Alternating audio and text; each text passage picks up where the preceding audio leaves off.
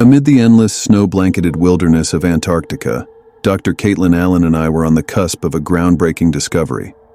The ice-crusted air bit into our skin, and the cold burrowed into our bones, but the thrill of uncovering new marine life kept us moving. One fateful afternoon, our net snagged something extraordinary, a fish unlike anything we'd ever seen. Its scales shimmered with a hypnotic, rainbow-like glow under the harsh light.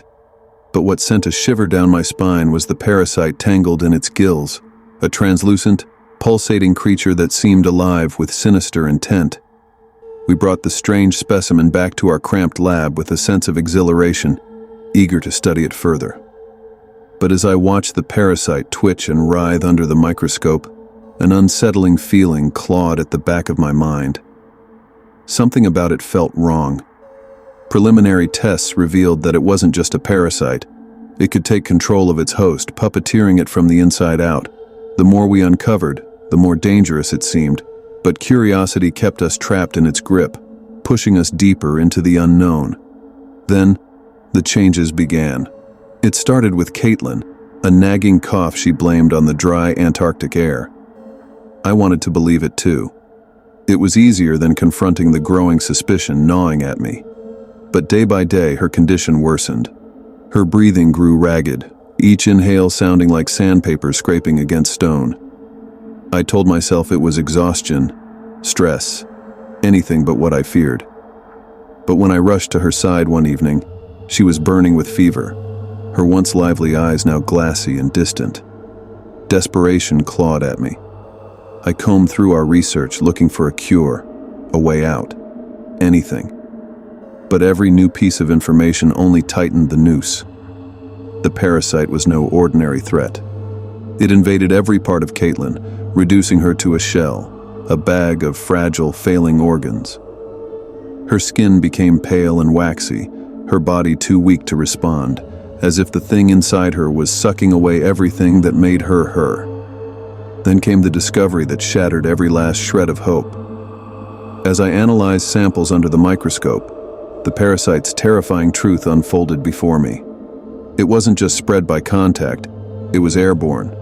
Its spores could nest deep in the lungs, silently multiplying as they hijacked their host from within.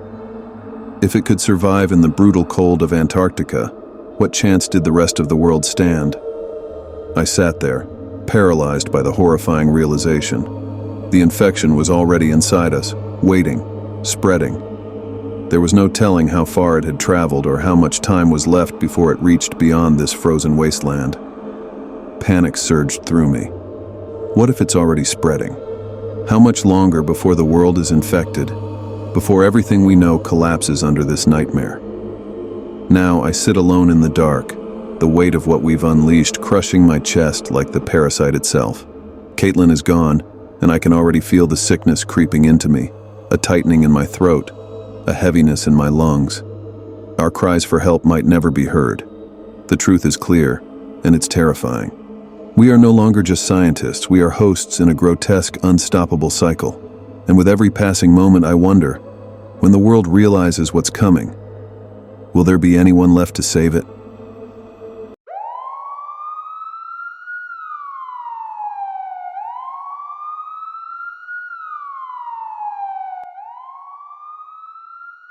I'm not the kind of person who believes in ghosts or demons. Before this, I laughed off anything remotely supernatural. But something happened one night that shattered my disbelief and made me quit the force for good. I've seen strange things on the job, things that didn't always make sense, but nothing like this. I'm telling my story because the department found no reason to keep the report confidential.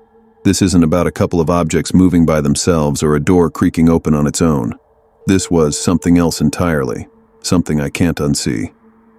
It started with a simple noise complaint, routine. Dispatch sent us to a quiet neighborhood, the kind where nothing ever happens.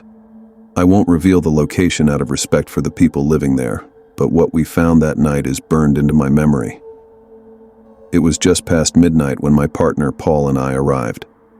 Let's call me Mike. The street was silent, not a single light on. We parked in front of the house in question, exited the patrol car, and knocked on the door. "Police, anyone home?" I called out. A little girl, around 8 or 10 years old, opened the door and peeked through the gap. "Hey there," I said, crouching down to meet her eyes. "Are your parents home?" She shook her head, silent. Something about her gaze was unsettling. I figured maybe she just had the TV on too loud and upset the neighbors. But before I could tell her to stay inside, the sound of crashing silverware erupted from somewhere deep in the house. I froze. The house was almost completely dark. The girl had just told me she was alone. So who was making that noise? I told her to wait by the patrol car with Paul. "Give her one of those lollipops you always carry around," I said, trying to lighten the mood. Paul gave me his usual glare, but the girl giggled. They made their way to the car while I pushed the door open slowly, calling out, "Police, if someone's here, show yourself." I had no warrant, so I couldn't legally search the place unless I spotted a clear threat. But the house remained silent, heavy with a strange stillness that made my skin crawl. When I returned to the car, I tried to make small talk with the girl. "So, what's your name?" "Maribel," she whispered. "That's a nice name. Maribel. Where's your family?" Before she could answer, the TV inside the house blared to life, blasting static at full volume. Paul and I exchanged looks. From where we stood, we could see the flickering screen through the front window. For her safety, we put Maribel in the back seat of the patrol car. No civilians were allowed up front. And against every instinct, we re-entered the house. The lights wouldn't turn on, no matter how many switches we flipped. As we moved through the darkness, something strange kept happening. I'd catch glimpses of a figure in the mirrors. At first, I thought it was Paul's reflection, but every time I turned around, Paul wasn't anywhere near me. As we made our way back to the front door, the sound of footsteps echoed from the hallway. Running, getting closer. We drew our guns, aiming into the darkness. The footsteps kept pounding toward us, but no one appeared. And then, everything went wild. Lamps, chairs, and picture frames flew across the room, hurled by an invisible force. We bolted for the front yard. Just as we made it outside, the patrol car's siren blared without warning. I rushed over to silence it. Maribel sat calmly in the back seat, eerily unaffected by the chaos. "You okay?" I asked her, and she gave me a slow nod. Paul joined me, chewing on one of his lollipops. He looked pale, shaken. "Mike," he whispered, "did you notice something strange about the photos on the wall?" "What do you mean?"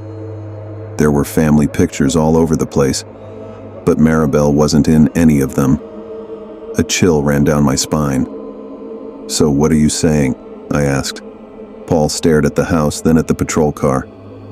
"Think about it. The footsteps led outside, and the car siren just happened to go off. There are dozens of buttons in that car. What are the odds?" "Are you saying Maribel is haunted?" Paul shook his head slowly. "I think whatever's in there wants her. It was in the mirrors, it followed us out, and now it's trying to get into the car with her." I felt my stomach turn. I knew he was right. Something was inside that house, and it wasn't done with us yet. Without another word, Paul headed back toward the house. "Paul, what the hell are you doing?" I called after him. "It shows up in mirrors. That's how we'll find it." I had no choice but to follow. Paul grabbed a book off the counter and smashed one of the mirrors. "What the hell, Paul? That's someone's property." He handed me a shard of glass. "Come on, Mike. It's not every day you get to arrest a ghost." We moved cautiously through the house, flashlights sweeping the walls, waiting for any sign of the entity. Then it appeared. In the reflection of the broken glass, a twisted figure with glowing red eyes stared back at us. Its arm, bony and clawed, swung toward me. I barely had time to react before it ripped through my uniform, leaving deep gashes in my back. I collapsed to the floor, the glass shard slipping from my hand and shattering. Paul opened fire. The creature let out a bone-chilling screech and vanished into the darkness. We didn't wait to see if it would come back. We ran outside, only to find the back seat of the patrol car empty. Maribel was gone. When we returned to the station, explaining what happened felt impossible. The cameras on our uniforms had mysteriously stopped recording the moment we entered the house. Our captain listened to our story in silence. Then he pulled out a missing persons report. "Is this the girl you saw?" he asked. It was Maribel. I quit the force a few days later. Whatever pride I had left wasn't worth holding on to.